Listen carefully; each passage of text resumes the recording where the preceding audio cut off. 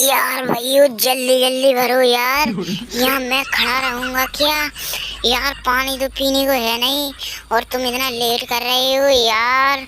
जल्दी जल्दी भर लो क्योंकि मुझे बहुत लेट हो रहा है। मुझे घर जाके मेरा खाना भी बनाना है। मेरे पति को ड्यूटी पे जाना है। जल्दी जल्दी करो यार भाइयों।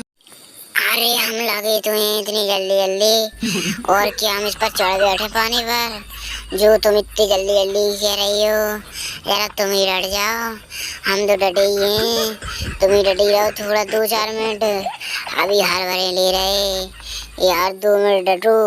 वो पानी में जाने कौन आ गया सारा तैरता तैरता। बेचारी मेरी योगन दोषी को डांटने में लगी है। हाँ बताओ, तुम देखो सो पानी को चल चल बैठी हो रही हो। अब मत चढ़ दियो पानी के लिए वरना तुम्हें भी पानी नहीं मिलेगा। ध्यान कर लेना तुम।